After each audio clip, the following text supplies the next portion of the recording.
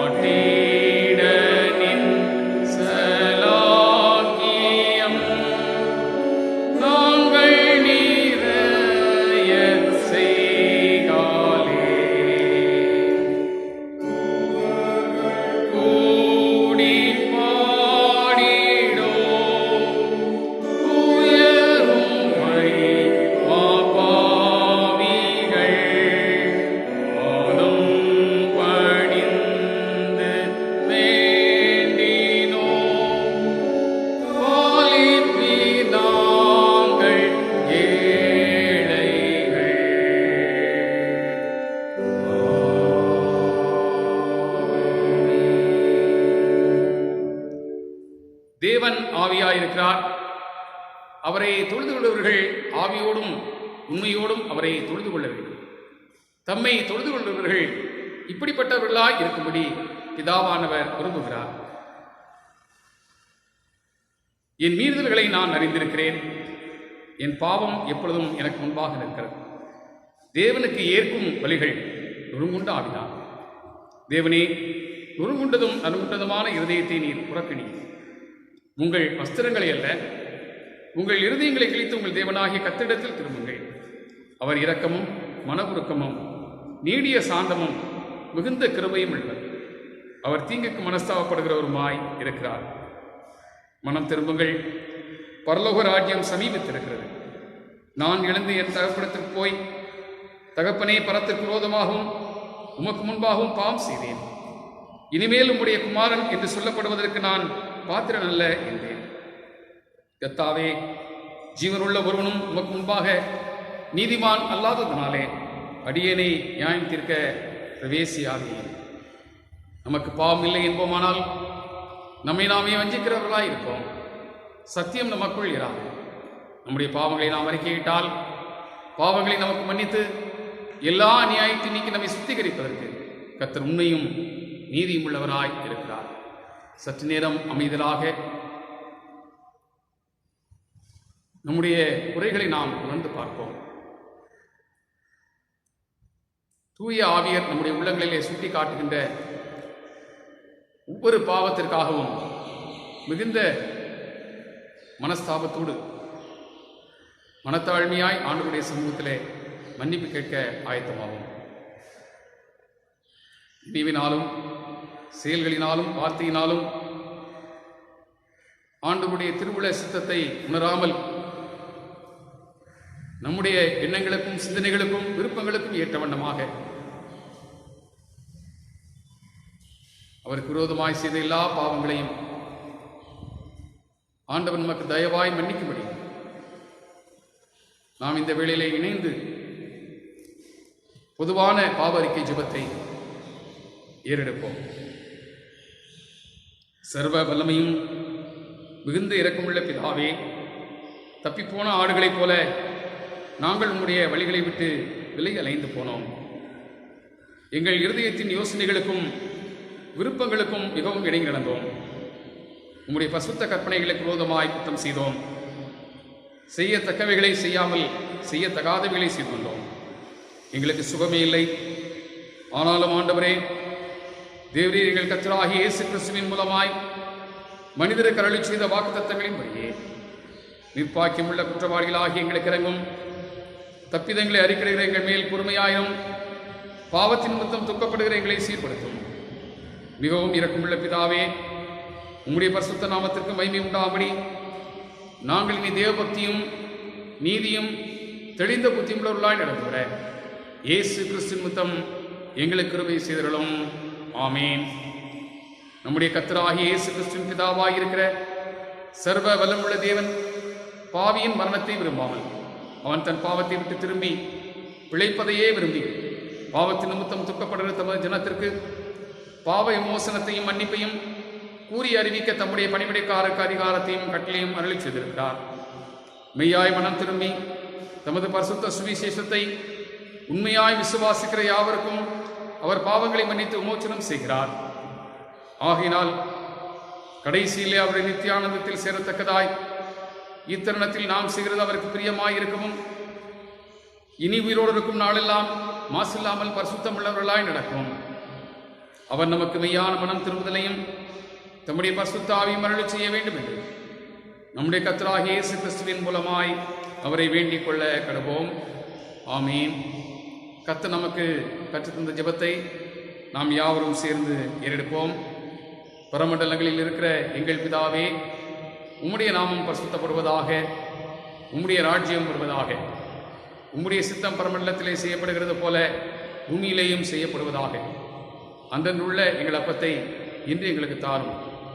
எங்களுக்கு விரோதமாய் குற்றம் செய்வர்களுக்கு நாங்கள் மன்னிக்கிறது போல எங்கள் குற்றங்களை எங்களுக்கு மன்னியும்.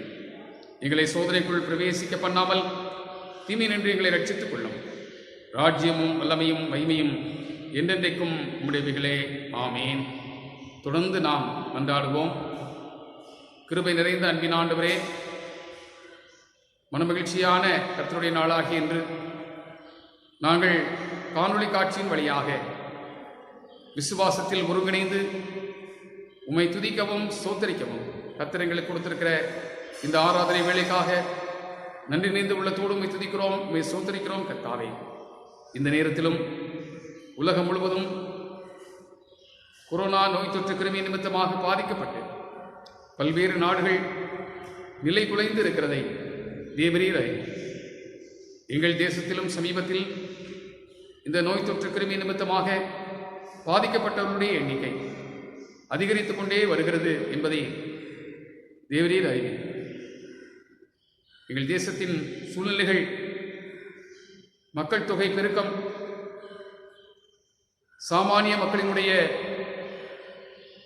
எண்ணிக்கை அதிகமாக இருப்பதனாலே பிழைப்பிற்கு வேறு வழிகள் இல்லாமல் ஆங்காங்கே வெளியே செல்வதன் மூலமாக இதனுடைய பரவல்கள் அதிகமாகிக் கொண்டே வருகிறதை உங்களுடைய கரத்திலே வைக்கின்றோம். உங்களுடைய அடியார்களுக்கு இரக்கமாக கர்த்தர் அவர்களை கண்ணோக்கி செய்து வருகிற எல்லா விதமான உதவிகளுக்காகவும் நன்றியோடு துதிக்கிறோம், சோத்திரிக்கிறோம். ஆண்டவரே, அநேகர் உள்ளங்களை நீர் ஏவி எழுப்புகிறீர், ஏழைகளுக்கு உதவும்படியான எண்ணத்தை தருகிறீர். அதன் வழியாக நிவாரண உதவிகள் செய்யப்பட்டு கொண்டே வருகின்றன. நன்றியோடு உம்மை துதிக்கிறோம், உம்மை சோத்திரிக்கிறோம். திருச்சபைகளாகவும் திருமண்டலமாகவும் நாங்கள் இணைந்து பாதிக்கப்பட்ட அநேக மக்களுக்கு இந்த உதவியை செய்யும்படியாக கர்த்தர் பாராட்டின கிருபைக்காக நன்றியோடு துதிக்கிறோம், சோத்திரிக்கிறோம். இந்த காலகட்டங்களிலே திருப்பணிவிடைகளை நிறைவேற்ற இயலாத நிலையில் இருக்கின்ற நம்முடைய திருப்பணிவிடையாளர்கள், ஆலய பணியாளர்கள், இன்னும் எங்களுடைய திருமண்டலத்திலே பணியாற்றுகின்ற ஒவ்வொரு குருமார்களுக்காகவும் ஜெபிக்கிறோம். ஒருவராகிலும் இந்த காலகட்டங்களில் சோர்வுற்று போய்விடாமல் ஆண்டவர் தருகிற புதிய பலத்திற்காக நன்றி செலுத்துகின்றோம். அவ்வண்ணமாகவே இந்த வாரத்திலே தங்களுடைய பிறந்த நாளை, திருமண நாளை ஆசிக்கிற பிள்ளைகளுக்காக உடைய சமூகத்தில் வருகின்றோம். கர்த்தர் அவர்கள் கொடுத்திருக்கிற புதிய ஆண்டுக்காக நன்றி செலுத்துகின்றோம். தொடர்ந்து உடைய பிள்ளைகள் விசுவாசத்தில் பலப்பட்டு வாழ்வதற்கு ஆண்டவர் கிருபை செய்யும். முதுமாறாத கிருபையின் பிரசன்னம் உடைய பிள்ளைகளோடு இருந்து இந்த புதிய ஆண்டிலே அவர்களை பலப்படுத்த வேண்டும் என்று ஜெபிக்கின்றோம்.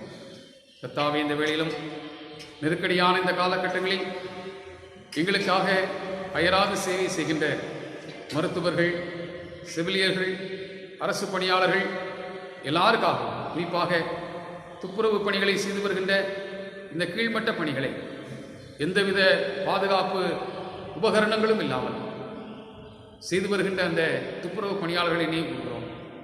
ஒவ்வொருவரையும் ஆண்டவர் பேர் பேராக ஆசீர்வதியும், பலப்படுத்தும். இந்த இக்கட்டான சூழ்நிலையிலே அவர்களையும் நீர் பாதுகாத்து வழிநடத்த வேண்டும் என்று ஜெபிக்கிறோம். உங்களுடைய திருக்கரங்களில் எங்களையும் இந்த ஆராதனைக்கென்று தாழ்த்தி அர்ப்பணிக்கிறோம் சுவாமி. மீதமுள்ள ஆராதனை வேளையில் நீர் எங்களோடு கூட இருக்கிறதை நாங்கள் உணர்ந்து கொள்ளும்படியாக தேவரீர் கிருபை செய்ய வேண்டும் என்று ஜெபிக்கிறோம். துதி, கனம், மகிமை அனைத்தையும் உமக்கே செலுத்துகிறோம். நேசிக்கிற அன்பின் ஆண்டவர் இயேசு கிறிஸ்துவின் மூலமாய் எங்கள் ஜெபத்தை ஏற்றுக்கொள்ளும் அன்புள்ள பிதாவே, ஆமேன். நாம் யாவரும் இணைந்து கிறிஸ்தவ கீர்த்தனைகளிலே 229வது கீர்த்தனையை பாடுவோம். வீராதி வீரர் இயேசு சேனை நாங்கள், சேனை நாங்கள், இயேசுவின் சேனை நாங்கள் என்ற பாடலை பாடுவோம்.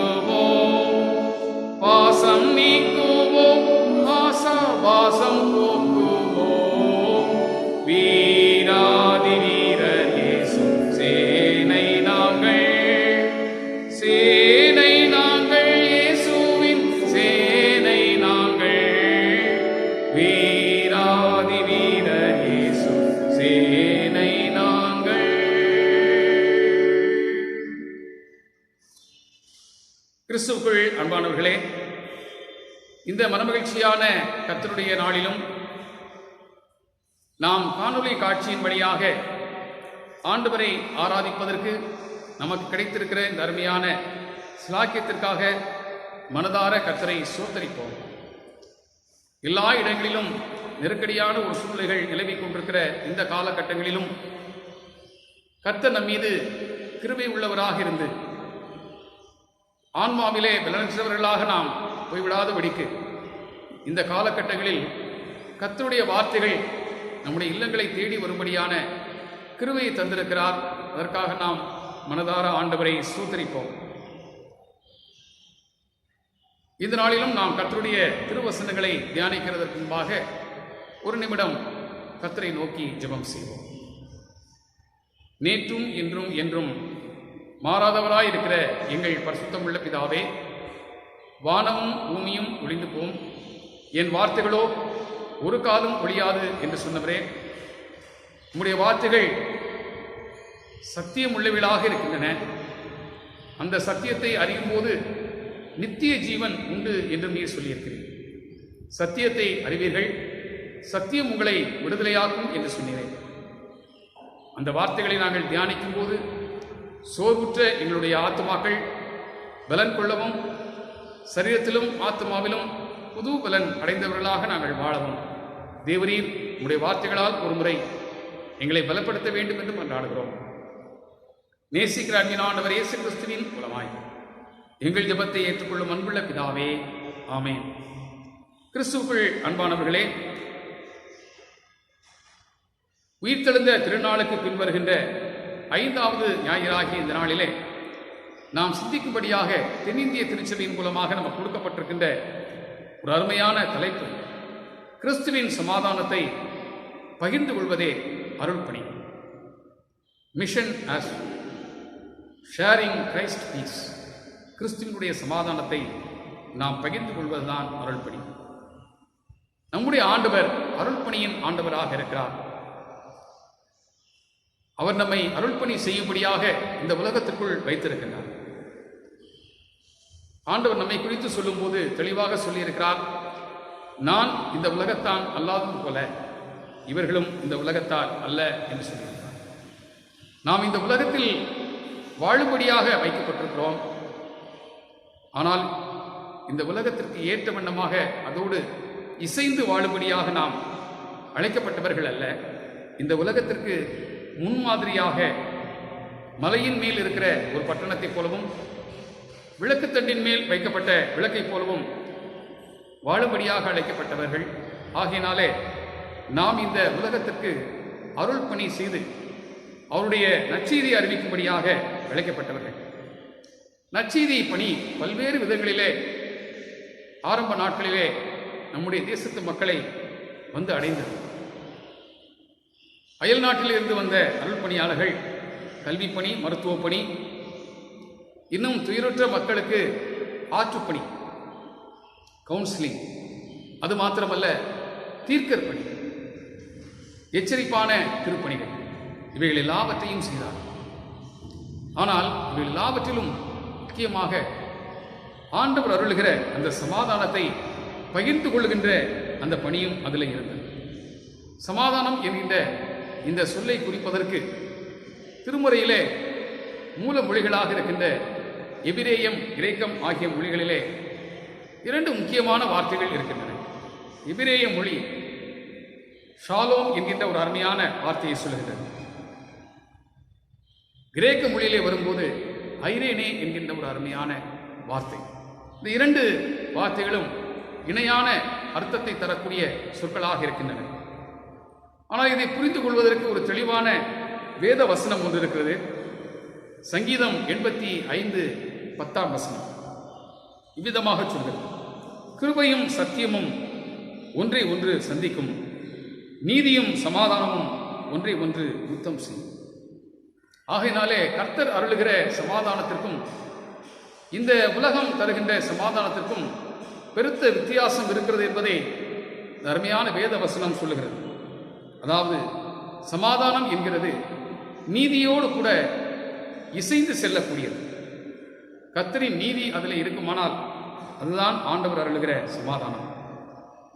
சில நேரங்களிலே நாம் இந்த சமாதானத்தை சற்று வித்தியாசமாக புரிந்து கொள்கிறோம். பிரச்சனைகளே இல்லாத ஒரு வாழ்க்கை தான் இந்த சமாதானம் என்று நினைத்துக் கொள்கிறோம். ஆனால் அப்படியல்ல. Peace comes not from the absence of problems but from the presence of God. ஆண்டவருடைய பிரசன்னத்தின் வழியாக வருவதுதான் இந்த சமாதானமே அல்லாமல் பிரச்சனைகளே இல்லாத வாழ்க்கையிலிருந்து இந்த சமாதானம் வருகிறது என்று சொல்லி நாம் ஒருபோதும் நினைத்து விடக்கூடாது. நாம் இன்றைக்கு சிந்திப்பதற்காக 3 திருமறை பகுதிகள் நமக்கு கொடுக்கப்பட்டிருக்கின்றன. முதலாம் திருமறை பகுதி மீகா எழுதின தீர்க்க தரிசன நூல் 4ஆம் அதிகாரம் 1 முதல் 7 வசனங்கள். மீகா 4 1 முதல் 7. இரண்டாவது திருமறை பகுதி அப்போஸ்தலனாகிய பரிசுத்த பவுல் பிலிப்பி திருச்சபையாருக்கு எழுதின கடிதம் 4ஆம் அதிகாரம் 4 முதல் 9 வசனங்கள். பிலிப்பியர் 4ஆம் அதிகாரம் 4 முதல் 9 வசனங்கள். மூன்றாவது திருமறை பகுதி லூக்கா எழுதின நற்செய்தி நூல் 24ஆம் அதிகாரம் 36 முதல் 41. லூக்கா 24 36 முதல் 41. இந்த 3 திருமறை பகுதிகளையும் பார்க்கும்போது இந்த 3 திருமறை பகுதிகளும் வெவ்வேறு காலகட்டங்களிலே எழுதப்பட்டவைகள். ஆனால் தேவ ஆவியினாலே எழுதப்பட்டதனால் இந்த 3 பகுதிக்கும் தொடர்பு இருக்கிறது. சற்றேறக்குறைய முதல் வேத பகுதிக்கும் அடுத்து வருகிற 2 வேத பகுதிகளுக்கும் இடைப்பட்ட காலம் 8 நூற்றாண்டுகளுக்கு மேல் இருக்கிறது. ஆனால் இந்த இடைப்பட்ட காலத்திலே மக்களுடைய தேவையும் மக்களுடைய பிரச்சனைகளும் வித்தியாசமாக இருந்தாலும் ஆண்டவர் அந்தந்த சூழ்நிலைகளுக்கு ஏற்ற வண்ணமாக தம்முடைய வார்த்தையை வழங்கி இருக்கிறார் என்பதை நாம் இதன் மூலமாக தெரிந்து கொள்கின்றோம். அதிலே இந்த 3 வேத பகுதியும் வைத்து 3 உண்மைகளை நாம் இந்த நாளிலே கற்றுக்கொள்ள இருக்கின்றோம். இந்த முதலாவது வேத பகுதிக்கு நாம் வருவோமானால் மீகாவினுடைய தீர்க்க தரிசன புத்தகம் 4ஆம் அதிகாரத்திற்கு வரும்போது அங்கே நாம் என்ன கற்றுக்கொள்கிறோம் என்றால் 8ஆம் நூற்றாண்டு இஸ்ரவேலருடைய வாழ்க்கையிலே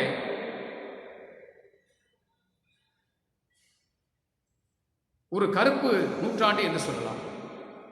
A black century of Jewish history என்று சொல்லலாம். இப்படிப்பட்ட ஒரு கரும் நூற்றாண்டாக இருந்த இந்த காலகட்டத்தில் அநீதிகள் எல்லா இடங்களிலும் மலிந்திருந்தன. சமுதாயத்திலும் ஆலயத்திலும் எல்லாவற்றிலும் அநீதிகள் நிறைந்திருந்த ஒரு காலகட்டம். அப்படிப்பட்ட காலகட்டத்தில் மீகா பணி செய்தார். இவரோடு சமகாலத்திலே பணி செய்தவர்கள் முதலாம் ஏசாயா, ஆமோஸ், ஓசியா ஆகிய தீர்க்கதரிசிகளும் இதே காலகட்டத்தில் தான் பணியாற்றினார்கள். அவர்கள் அனைவருமே இறை நீதியை பற்றி மிக கடுமையாக பேசினார். என்றால் எச்சரிப்புகளையும் ஐயோ என்ற வார்த்தைகளையும் பயன்படுத்தி மக்களுக்கு அநேக எச்சரிப்புகளை கொடுத்தார். ஏனென்றால் ஆபத்து வருகிறது, கர்த்தருடைய கை உங்களுக்கு விரோதமாக இருக்கிறது, கவனமாய் இருங்கள் என்று சொல்லி அவர்களுக்கு எச்சரிப்புகளை கொடுத்தார்கள். ஆனால் அதே நேரத்திலே அவர்கள் நம்பிக்கைக்குரிய தீர்க்க தரிசனத்தையும் உரைத்தார்கள்.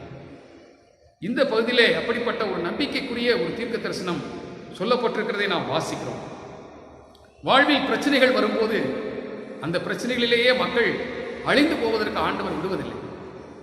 தீர்க்கர்களை கொண்டு அந்த காலகட்டத்திலும் நம்பிக்கைக்குரிய தம்முடைய வார்த்தைகளை அனுப்புகிறார். ஏனென்றால் மனுமக்கள் மனம் திரும்பி வாழ்வதற்கான சந்தர்ப்பங்களை ஆண்டவர் அருளுகிறார்.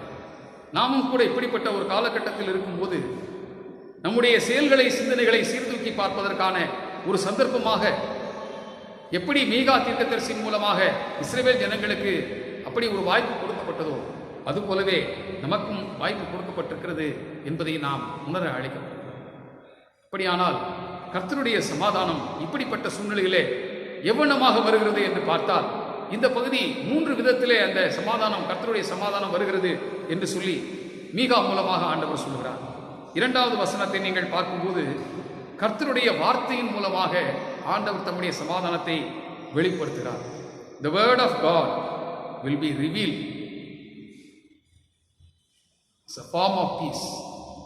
சமாதானத்தின் வடிவத்தில் அது நமக்கு வந்து சேர்ந்தது என்றால் இதில் பார்க்கும்போது ஆண்டவர் சொல்லுகிறார், அநேகர் என்ன செய்தார்கள் என்றால் அந்த காலங்களிலே தாங்கள் போதித்தது போல நடந்து கொள்ளவில்லை, போதித்ததுபடி அவர்கள் நடந்து கொள்ளவில்லை. ஆனால் ஆண்டவர் சொல்லுகிறார், நான் என்னுடைய வார்த்தையை உங்களுக்கு அனுப்புகிறேன், நானே உங்களுக்கு போதிப்பேன் என்று சொல்லுகிறார். ஆகையினால என்னுடைய போதனையின் வழியாக, என்னுடைய வார்த்தையின் வழியாக வருகிற சமாதானத்தை நீங்கள் நிச்சயமாக இந்த காலகட்டத்திலே பெற்றுக்கொள்வீர்கள் என்று சொல்லி அந்த ஜனங்களுக்கு ஒரு புதிய நம்பிக்கையை ஆண்டவர் தருகிறார். இன்னும் சொல்ல போனால், ஆயுதங்கள் இல்லாத ஒரு அமைதியான காலகட்டம் நிச்சயமாக உங்களுக்கு உண்டு என்று சொல்லியும் இந்த பகுதியில் இரண்டாவது சொல்கிறார். Harmless lifestyle will give you the divine peace என்று சொல்கிறார். தெய்வீக சமாதானத்தை, ஆயுதங்கள் இல்லாத அமைதியான ஒரு வாழ்க்கை உங்களுக்கு கிடைப்பதன் வழியாக நீங்கள் பெற்றுக்கொள்வீர்கள் என்று சொல்கிறார். இதில் நீங்கள் கவனித்து பார்க்கும்போது, அந்த காலகட்டங்களிலே பட்டயங்கள் எல்லாம் மண்வெட்டிகளாகவும் ஈட்டிகளெல்லாம் அறிவாளுகளாகவும் மாற்றுவார்கள் என்றால் இனிமேல் போர் என்பதே இல்லை. ஒருவேளை இந்த காலகட்டங்கள் ஒருவருக்கொருவர் போட்டிகள், பொறாமைகள் நிறைந்த ஒரு உலகத்திற்குள்ளாக நாம் இருக்கிறோம். பெரிய நாடுகள் ஒன்றோடு ஒன்று போட்டுக் கொண்டிருப்பதன் நிமித்தமாகவும் இப்படிப்பட்ட தீமைகள் உருவாகலாம். ஆனால் ஆண்டவரோ இப்படிப்பட்ட சூழலிலும் நமக்கு ஆண்டவர் தருகின்ற ஒரு நம்பிக்கையின் வார்த்தை என்னவென்றால், போர் இல்லாத, ஆயுதங்கள் இல்லாத ஒரு அமைதி வாழ்வை உங்களுக்கு தருவேன் என்று சொல்லுகிறார். மூன்றாவதாக இதே பகுதி சொல்லுகிறது, சமமாக நீங்கள் ஒருவருக்கொருவர் பங்கீடு செய்து கொள்வதனாலே வருகின்ற சமாதானம் உங்களுக்கு இருக்கும். Equal sharing based on justice will give you piece. நீதியின் அடிப்படையிலே நீங்கள் எல்லாரும் என்ன செய்வீர்கள்?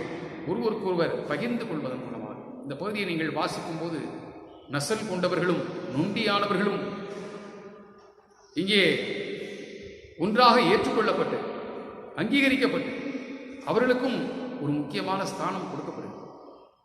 அவர்களும் ஒன்றாக ஏற்றுக்கொள்ளப்படுகிறார்கள். அப்படியானால் இவைகளெல்லாம் எப்பொழுது நடக்கும் என்று கேட்கும்போது இந்த பகுதி சொல்லுகிறது, நிறைவாக அந்த 7ஆம் வசனம் முடியும் போது கர்த்தரே வந்து ராஜரீகம் பண்ணுவார். இது ஆண்டவருடைய ஆட்சியிலே இப்படிப்பட்ட காரியங்கள் வரும். இந்த உலகம் அநேக விதமான அரசாட்சிகளை பார்த்திருக்கிறது. எந்த விதமான மக்கள் நலமும் கருதாத சர்வாதிகார அரசாங்கங்களையும் இது பார்த்திருக்கிறது. மக்கள் ஆட்சியின் மூலமாக வருகின்ற தீமைகளையும் பார்த்திருக்கிறது. டெமோக்ரஸி என்று சொல்கிறோமே, அதன் வழியாக வருகின்ற தீமைகளையும் பார்த்திருக்கிறது. ஆனால் இவை எல்லாவற்றுக்கும் மேலாக இந்த பகுதி சொல்லுகிறது தியோக்ரசி, அதாவது இறைவனே ஆட்சி செய்கிறார். இறைவனே ஆட்சி செய்கிறார். அப்பொழுது சமாதானம் நிச்சயமாக என்ன செய்கிறது? கிடைக்கிறது. ஏனென்றால் இந்த உலகத்தின் அரசாட்சிகளினாலே கிடைக்காத சமாதானம் கர்த்தருடைய அரசாட்சியின் மூலமாக கிடைக்கும். ஆகினால்தான் ஆண்டவரும் சொன்னார், தன்னுடைய சுவிசேஷத்தை அறிவிக்கும் போது, மனம் திரும்புங்கள், பரலோக ராஜ்யம் சமீபித்திருக்கிறது. ஏனென்றால் கர்த்தருடைய அரசாட்சி வருகிறது. இன்னும் சொல்லும்போது இந்த ராஜ்யத்தின் சுவிசேஷம் என்றும் சொன்னார். ஏனென்றால் இந்த சுவிசேஷமே கர்த்தருடைய அரசாங்கத்தை குறித்த சுவிசேஷம் தான். அதைத்தான் நீங்கள் எல்லா இடங்களிலும் அறிவிக்க வேண்டும் என்றும் ஆண்டவர் சொல்லியிருக்கிறார். ஆகினாலே கர்த்தருடைய அரசு வருகிறது. ஒருவேளை இந்த காலகட்டங்களிலே நாம் எதிர்நோக்கி இருக்கிற முக்கியமான ஒரு அமைப்பு கிறிஸ்துவனுடைய 1000 வருஷ அரசாட்சி. அது இந்த உலகத்திலே நிலைநாட்டப்படும் போது அமைதியும் சமாதானமும் இந்த உலகத்திலே நிச்சயமாய் இருக்கும். அதுவரையிலும் இந்த உலகத்தின் அரசாட்சிகளிலே ஆண்டவர் அருளுகின்ற அந்த சமாதானத்தை நாம் பார்க்க முடியாமல் இருக்கிறது. ஆகையினால்தான் இப்படிப்பட்ட குழப்பங்களும் அநீதிகளும் நிறைந்திருக்கிற ஒரு காலகட்டத்தில் மீகாவின் மூலமாக பேசின ஆண்டவர் இந்த நாளில் அந்த சமாதானத்தை தரும்படியாக நம்மிடத்திலும் இந்த வார்த்தைகளின் வழியாக பேசுகிறார். அதை நாம் உணர்ந்து கொள்வோமானால் நிச்சயமாக ஆண்டவருடைய சமாதானத்தை நாம் பெற்றுக்கொள்ள முடியும். 2வது திருமறை பகுதி அப்போஸ்தலனாகிய பரிசுத்த பவுல் பிலிப்பு திருச்சபையாருக்கு எழுதின கடிதத்தில் இருக்கிறது. 4ஆம் அதிகாரம் 1 முதல் 7 வசனங்களிலே நாம் இதிலே பார்க்கின்றோம். அதிலே நாம் கவனிக்கும் போது திருச்சபை சூழலிலே இந்த அருள்பணி எப்படி நடைபெறுகிறது, இந்த சமாதானத்தின் அருள்பணி எப்படி வருகிறது. இந்த பிலிப்பு திருச்சபையிலே இருந்த ஒரு முக்கியமான பிரச்சனையை முதல் பகுதியிலே சொல்லுகிறார். என்ன பிரச்சனை என்றால், 2 பெண்கள் இருந்தார்கள். எயோதிகையாள், சிந்தியாள் என்கிற 2 பெண்கள். ஒருவருக்கொருவர் இசைவு இல்லாமல் அவர்கள் போட்டி போட்டுக்கொண்டு சண்டை போட்டுக் கொண்டிருந்தார்கள். இவர்களின் நிமித்தமாக அந்த திருச்சபையிலே குழப்பங்கள் இருந்தது. இந்த இரண்டு பெண்களுமே பவுலுடைய ஊழியத்தில் அவரோடு கூட இணைந்து அந்த ஊழியம் செய்தவர்கள். ஆனால் இன்றைக்கு அவர்களுக்கு ஒருவருக்கொருவர் தங்களை குறித்து மேன்மையாக எண்ணுவதனால் பொறாமை நிமித்தமாக சண்டை போட்டுக் கொண்டிருக்கிறார்கள். ஆனால் அப்படிப்பட்ட சூழ்நிலையிலே சிறைச்சாலையிலே இருந்து இந்த கடிதத்தை எழுதுகின்ற அப்போஸ்தலனாகிய பரிசுத்த பவுல் சொல்லுகிறார், சந்தோஷமாயிருங்கள், சந்தோஷமாயிருங்கள் என்று மீண்டும் நான் உங்களுக்கு சொல்லுகிறேன். என்றால் கர்த்தருக்குள் சந்தோஷமாயிருங்கள். அதைத்தான் பவுல் சொல்லுகிறார். இந்த இரண்டு பெண்களுடைய வாழ்க்கையும் கர்த்தருக்கு வெளியே போய்விட்டது. ஆகையினாலே ஆண்டவர் அருளுகிற சமாதானம் அவரிடத்தில் இல்லை. அதனால தான் பவுல் என்ன சொல்கிறார் என்றால், கர்த்தருக்குள் சந்தோஷமாயிருங்கள், கர்த்தருக்குள் சந்தோஷமாக இருங்கள். ஏனென்றால் நம்முடைய உள்ளத்தை கர்த்தருக்குள் காத்துக்கொண்டால் சமாதானம் நம்முடைய உள்ளத்திற்குள்ளிருந்து புறப்பட்டு எல்லாருக்கும் அது கிடைக்கக்கூடியதாக இருக்கும். அதற்குத்தான் இந்த பகுதியில் இதை சொல்லுகின்றார். ஏனென்றால் நீங்கள் உங்கள் விண்ணப்பங்களை தோத்திரத்தோடு கூடிய ஜெபத்தினாலும் வேண்டுதலினாலும் தெரியப்படுத்துங்கள். அப்பொழுது எல்லா புத்திக்கும் மேலான தேவ சமாதானம் உங்கள் இருதயங்களையும் உங்கள் சிந்தையும் கிறிஸ்து இயேசுவுக்குள்ளாக காட்டும். நம்முடைய இருதயம் மிக முக்கியமானது. ஆண்டவர் சொல்லுகிறார், இருதயத்தில் இருந்துதான் பொல்லாத சிந்தனைகளும் காம விகாரமும் வேசித்தனங்களும் பொறாமைகளும் இன்னும் பல்வேறு விதமான தீமைகளும் புறப்பட்டு வரும் என்று சொல்லுகிறார். ஆகையினாலே இந்த இருதயத்தை கிறிஸ்து இயேசுக்குள்ளாக காத்துக்கொள்ளக்கூடிய சமாதானம், நம்முடைய எண்ணங்கள் இவைகள் எல்லாவற்றையும் வெளிப்படுத்தக்கூடியவைகளாக இருக்கிற அந்த எண்ணங்களையும் கிறிஸ்துவுக்கு கீழடைக்கும். கிறிஸ்துவுக்குள்ளாகவே அதை வைத்திருக்கின்ற ஒரு தன்மை, இதை இந்த பகுதியிலே சொல்லுகிறார். அதன் மூலமாக வருகின்ற இந்த சமாதானம் இருக்கிறதே, அதுதான் ஆண்டவர் அருளுகின்ற சமாதானம்.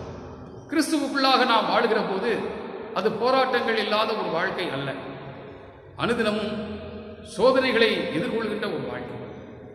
என்றால் மாம்சத்தோடும் இரத்தத்தோடும் துரைத்தனங்களோடும் அதிகாரங்களோடும் வானமண்டலத்தின் பொல்லாத ஆவிகளின் சேனைகளோடும் நமக்கு போராட்டம் நடந்து கொண்டே இருக்கும். அவைகள் அனுதினம் நம்மை சோதித்துக் கொண்டே இருக்கும் போதும் அந்த சோதனைகளின் மத்தியிலே நம்முடைய இருதயத்தையும் சிந்தையும் கிறிஸ்து இயேசுவுக்குள்ளாகவே காத்துக்கொள்ளுகின்ற நம்மால் புரிந்து கொள்ள முடியாத ஒரு சமாதானம் இருக்கிறது. அந்த சமாதானத்தை பெறுவதற்கு ஒரே வழி ஜெபம்தான் என்று தெளிவாக சொல்கிறார். வேண்டுதலினாலே கர்த்தருக்கு தெரியப்படுத்துங்கள் என்று சொல்கிறார். ஜெபம், ஜெப வாழ்வு உங்களை நிச்சயமாக இந்த மெய் சமாதானத்துக்குள்ளாக உங்களை வழிநடத்தும். ஒருவேளை உங்கள் சூழ்நிலை முற்றிலுமாக சீர்குலைந்ததாக இருக்கலாம், அனுதினமும் போராட்டம் நிறைந்ததாக இருக்கலாம்.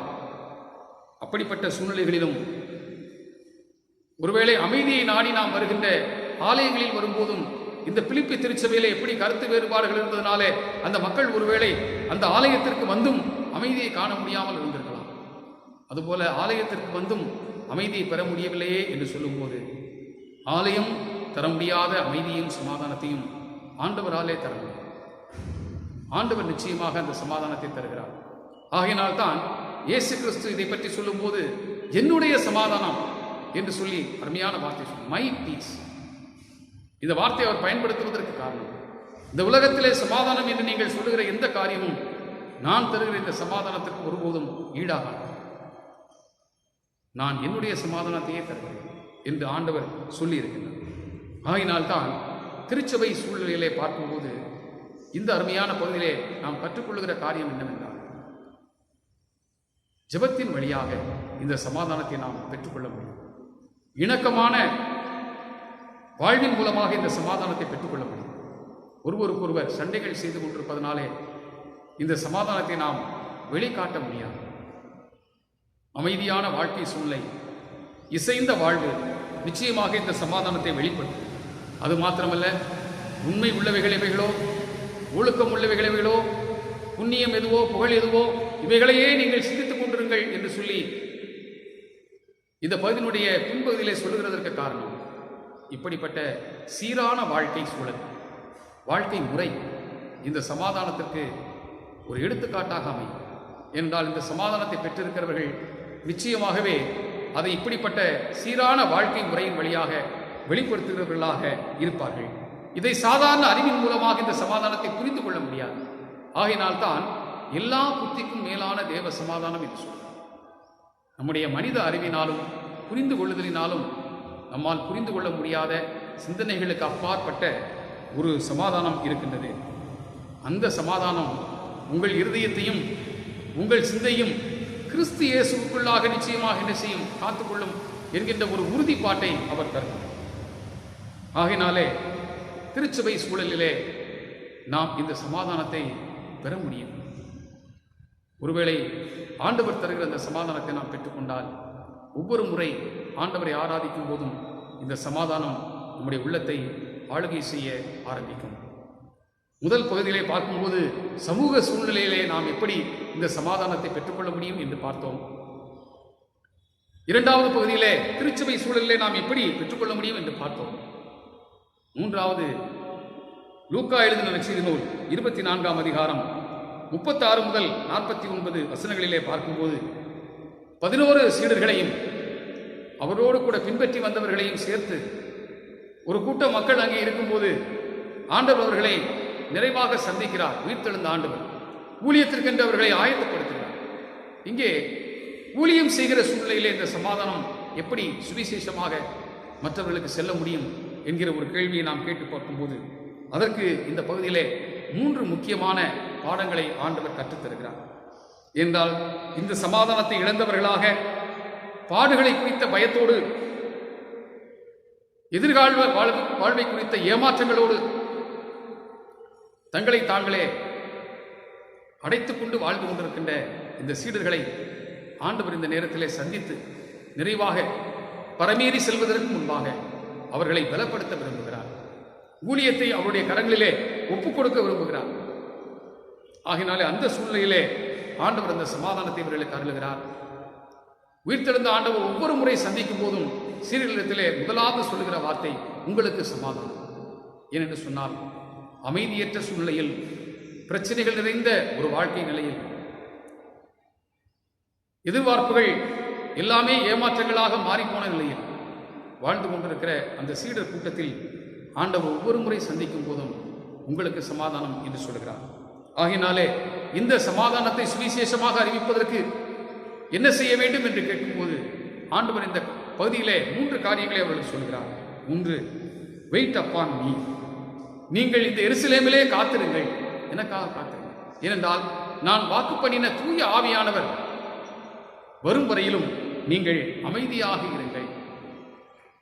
இப்ப காத்திருங்கள் என்று சொல்வதிலே நீங்கள் பணி செய்ய வேண்டாம் என்கிறதும் இருக்கு.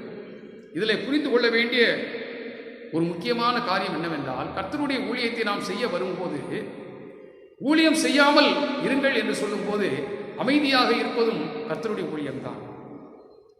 சில நேரங்களில் ஊழியம் செய்வதுதான் கர்த்தருடைய ஊழியம் என்று நினைக்கிறோம்.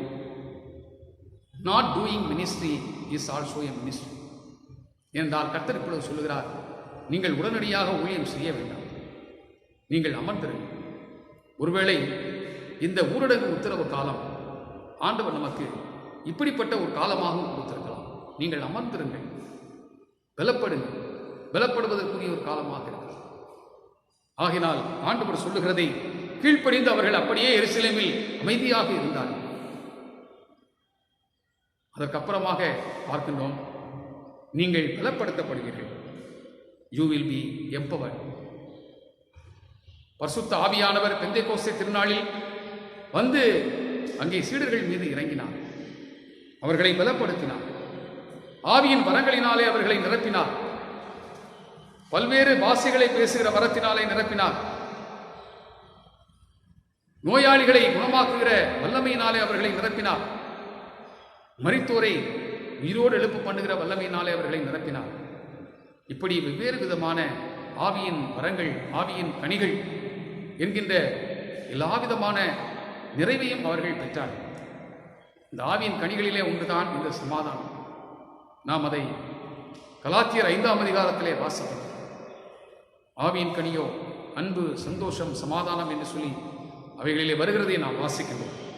ஆகினால் அப்படிப்பட்ட ஒரு நிலையை நீங்கள் பெற்றுக்கொள்வீர்கள், பலப்படுத்தப்பட்ட நிலையை பெறுவீர்கள் என்று சொல்லி ஆண்டவர் சொல்லுகிறார். மூன்றாவது அந்த பகுதியிலே சொல்லுகிறார், நீங்கள் என்னுடைய பிரசன்னத்தை உணருங்கள். Feel my presence. முதலிலே காத்திருங்கள் என்று சொன்னார், பலப்படுங்கள் என்று சொன்னார், என்னுடைய பிரசன்னத்தை உணருங்கள் என்று சொல்லிவிட்டு இந்த பகுதி சொல்லுகிறது, அவர்களை பெத்தானியா வரையிலும் ஆண்டவர் அழைத்துக் கொண்டே போனார்.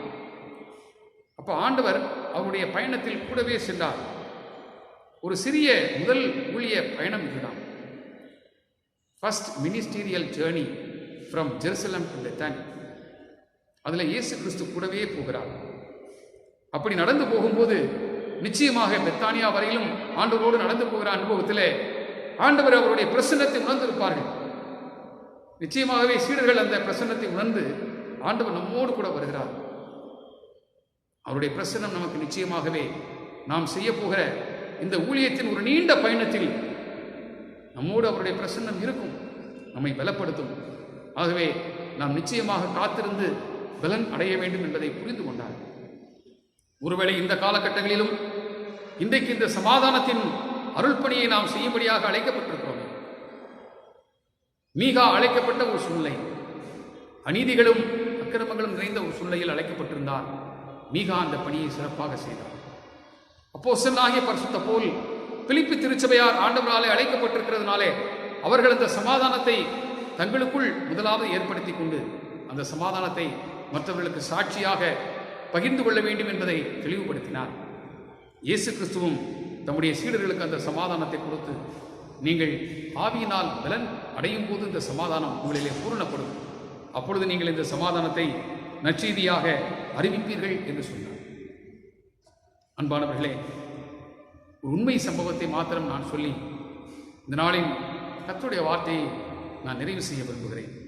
இங்கிலாந்து தேசத்திலே வாழ்ந்த ஒரு அருமையான தேவ மனிதர் டேவிட் பிரைனார்ட் என்பவர் 1718 ஆண்டு முதல் 1747 வரையிலும் வாழ்ந்தவர். 29 ஆண்டுகள். வாலிபனாக இருக்கும் போதே மரித்து போனவர். சிறு வயதிலே பெற்றோரை இழந்தவர். பாதுகாப்பற்ற சூழ்நிலையில் வாழ்ந்தவர். அதிகமாக அவருக்கு மன அழுத்தம், டிப்ரெஷன் இருந்தது. ஆனால் அப்படிப்பட்ட சூழ்நிலையிலும் அவர் தன்னுடைய பட்டப்படிப்பை முடித்துவிட்டு ஆண்டவருக்கு ஊழியம் செய்ய வேண்டும் என்று விரும்பினார். செவிந்தியர்களின் மத்தியிலே ஊழியம் செய்வதற்காக அவர் தன்னை ஒப்புக் கொடுத்தார். ஆனால் அவர் ஒப்புக் கொடுத்து செல்வதற்கு முன்பாகவே கல்லூரி நாட்களிலே அவருக்கு டிபி என்கிற நோய், டியூபர்குலோசிஸ் இருந்ததாக உறுதி செய்தார். ஆனாலும் வாழ்வை கர்த்தருக்கென்று அர்ப்பணித்துவிட்ட காரணத்தினாலே இந்த சமாதானத்தின் சுவிசேஷத்தை தன்னால் அறிவிக்காமல் இருக்க முடியாது என்பதற்காக அவர் அர்ப்பணித்த வண்ணமாகவே அந்த ஊழியத்திற்கு கிளம்பினார். அப்படி செல்லும்போது செவிந்தியர்கள் வாழ்கின்ற பகுதிக்கு செல்ல ஒரு குளிர்ந்த ஆற்றின் வழியாக நீண்ட படகிலே பயணம் செய்ய வேண்டும். படகு சவாரியிலே போக வேண்டும். ஆனால் அந்த தூரத்தை கடக்கிறதுக்கு முன்பாக இவர் யோசித்தார், எனக்கு இருக்கிற இந்த காசு நோயினால் ஒருவேளை இந்த பணித்தளத்தை அடைவதற்கு முன்பாகவே நான் மரித்து போனாலும் போகலாம் என்று சொல்லி நினைத்தார். ஆனால் கர்த்தரோ அவரை பத்திரமாக அங்கே கரை சேர்த்தார். ஆனால் அங்கே இருக்கிற அந்த செவிந்தியர்கள் முரட்டாட்டமானவர்கள் என்பதனாலே அவர்களை முதல் முறையாக சிந்தித்து இந்த சமாதானத்தின் சுவிசேஷத்தை அறிவிக்கிறதற்கு மிகவும் பயந்தார். ஆகினாலே ஒரு நாளின் பகலில் காலை நேரத்திலிருந்து தொடர்ச்சியாக ஜெபித்துக் கொண்டே இருந்தார். மாலையில் எப்படியாவது அவர்களை சந்திப்போம், கர்த்தர் எனக்கு அதற்குரிய பலனை தர வேண்டும் என்று சொல்லி ஜெபித்துக் கொண்டிருந்தார். ஆனால் இந்த செவிந்தியர்கள் இவர் தங்களுக்கு வந்து சுவிசேஷத்தை அறிவிக்கிறதுக்கு முன்பாகவே இவர் தங்கி இருக்கிற அந்த குடிசைக்குள் போய் இவரை கொன்றுவிட வேண்டும் என்று சொல்லி ஈட்டிகளையும் பயங்கரமான ஆயுதங்களையும் எடுத்துக்கொண்டு வேகமாக வந்தார்கள். ஆனால் இவருடைய குடிசையின் முன்பாக வாசற்படியிலே ஒரு திரை போடப்பட்டிருந்தது. அதை விலக்கி பார்த்தார்கள். ஒரு ஆச்சரியமான காட்சி. நெட்டு முழங்கால் படியிட்டு அவர் ஜெபித்துக் கொண்டிருந்தார். அவருடைய பின்புறத்தை பார்த்தார்கள். அவருக்கு நேராக பின்பகுதியிலே அவர்கள் வாழுகின்ற அந்த பிராந்தியத்தில் இருக்கின்ற விஷம் நிறைந்த ஒரு பாம்பு படம் எடுத்த வண்ணமாக முதுகுக்கு நேராக நின்று கொண்டது. இந்த காட்சியை அவர்கள் பார்த்தபோது, நாம் இவனை கொல்ல வேண்டாம், இவன் ஏதோ சாபம் பிடித்தவன், இவனை பாம்பு இன்னும் சற்று நேரத்திலே தானாகவே கொத்திவிடும், நாம் அதை பார்த்துவிட்டு போய்விடலாம் என்று சொல்லி நினைத்தார்கள். ஆனால் அவர்கள் பார்த்து கொண்டு இருக்கும் போதே அந்த பாம்பு தலையை கீழே போட்டுவிட்டு அமைதியாக போய்விட்டது. இவர்கள் யோசித்து பார்த்தார்கள், இந்த விஷ பாம்பு படம் எடுத்தால் யாரையும் கொத்தாமல் விடாது, ஆனால் இந்த மனிதனை ஏன் கொத்தவில்லை? ஆனால் இவன் எந்த தீங்கும் செய்யவில்லை. இந்த பாம்பு வந்ததும் படம் எடுத்ததும் எதுவுமே இவருக்கு தெரியாது, ஆனால் அது அமைதியாக போய்விட்டதே என்று சொல்லி இவர்களுக்கு மிகுந்த ஆச்சரியமாக இருந்தது. இவர்களும் பேசாமல் போய்விட்டார். ஜெபத்தை முடித்துவிட்டு மாலை நேரம் மிகுந்த பய உணர்வோடு இந்த மக்களை எப்படி சந்திப்பது என்று சொல்லி பயத்தோடு கூட அந்த கிராமத்துக்குள் நுழைந்தார். ஆனால் மக்கள் பூமாலைகளோடு இவரை வரவேற்பதற்கு காத்திருந்தார்கள். இவருக்கு ஆச்சரியமாக இருந்தது, ஏன் இப்படி காத்திருக்கிறார்கள்? அப்பொழுது சொன்னார்கள், நீ வணங்குகிற தேவன் உண்மையானவர், அவர் உனக்கு கொடுத்திருக்கிற அந்த சமாதானம். நாங்கள் வந்து நின்றோம், பாம்பு உன்னை கொத்தும்படியாக வந்தது, ஆனால் நீ அமைதியாக ஜெபித்துக் கொண்டே இருந்தாய். இந்த சமாதானம் எங்கே இருந்து உனக்கு கிடைத்தது என்று கேட்டார். அந்த சமாதானத்தை அந்த நாளிலே சுவிசேஷமாக பிரைனாட் அவர்களுக்கு அறிவித்தார். 29 ஆண்டுகள் மாத்திரமே வாழ்ந்த அந்த மனிதன் மிக குறுகிய காலத்தில் தன்னுடைய அர்ப்பணிப்பான வாழ்க்கையின் மூலமாக இந்த சமாதானத்தின் சுவிசேஷத்தை அந்த மக்களுக்கு அறிவிக்க முடிந்தது.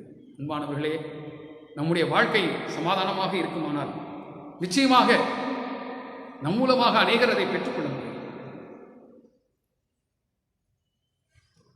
நம்முடைய உள்ளத்தை ஆண்டவர் ஆட்சி செய்வாரே ஆனால் நம்முடைய ஆன்மாவிலிருந்து சமாதானம் நீரோடை போல புறப்பட்டு வரும் என்று சொல்லி ஒரு தேவ மனிதன் சொல்கிறார். இறைவன் நம்முடைய உள்ளத்தை ஆட்சி செய்ய நாம் இடமளிப்போமானால் நிச்சயமாக சமாதானம் நம்முடைய ஆன்மாவில் இருந்து நீரோடையாக புறப்பட்டு வந்து அநேகர் அந்த சமாதானத்தை பெற்றுக்கொள்ளும்படியான ஒரு சிலாக்கியத்தை கொடுக்கக்கூடியதாக இருக்கும். அதற்காகவே ஆண்டவர் நம்மை இந்த சமாதானத்தின் அருள் பணியை செய்வதற்காக வைத்திருக்கிறார். அர்ப்பணிப்போடு அந்த பணியை நாம் செய்ய நம்மை ஒருமுறை இந்த நேரத்தில் அவருடைய வார்த்தைக்கு அர்ப்பணிப்போமானால் நிச்சயமாக சமாதானத்தின் கருவிகளாக ஆண்டவர் நம்மை பயன்படுத்த முடியும்.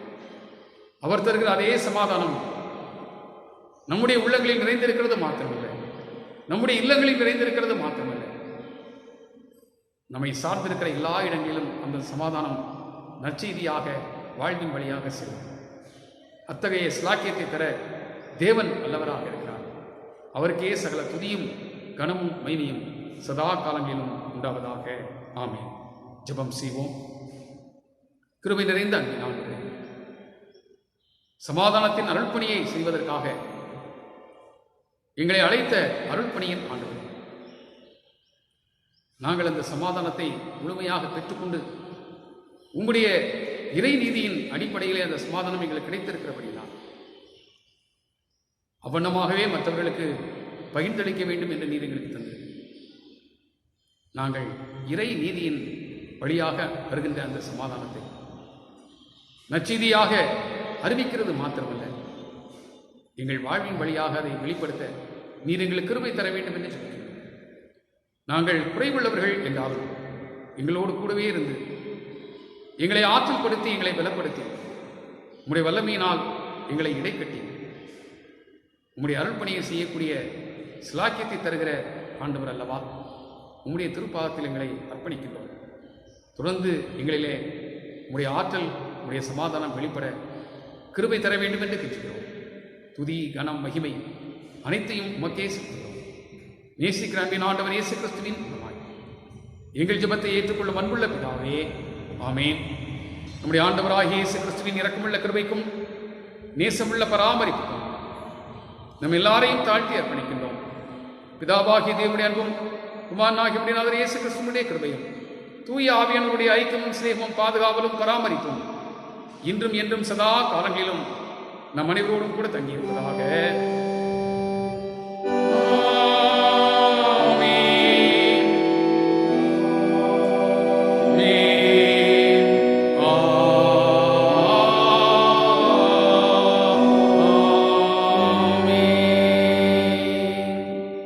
நிறைவு பாடலாக பாமாலைகளிலே 211வது பாமாலையை பாடும்.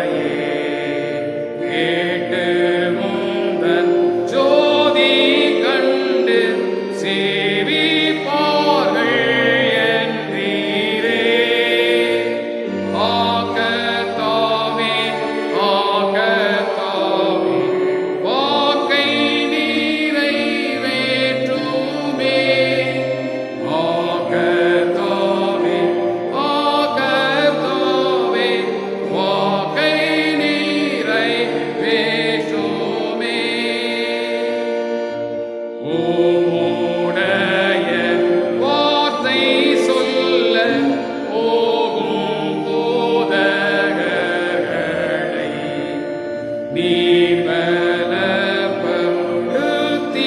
நல்ல போத்தி தந்து நேசத்தை ஆவியாலே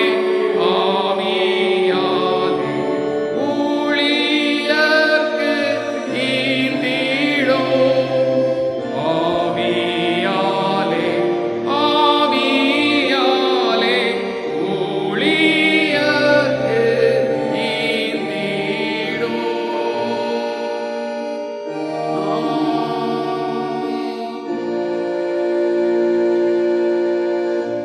என் ஆத்துமாவே கர்த்தரை ஸ்தோத்திரி, என் முழு உள்ளமே அவருடைய பரிசுத்த நாமத்தை ஸ்தோத்திரி. என் ஆத்துமாவே கர்த்தரை ஸ்தோத்திரி, அவர் செய்த சகல உபகாரங்களையும் மறவாதே. நம்முடைய கர்த்தராகிய இயேசு கிறிஸ்துவுடைய கிருபையும் சமாதானமும் நம் அனைவரோடும் கூட இன்றும் என்றும் சதா காலங்களிலும் தங்கியிருப்பதாக. ஆமென்.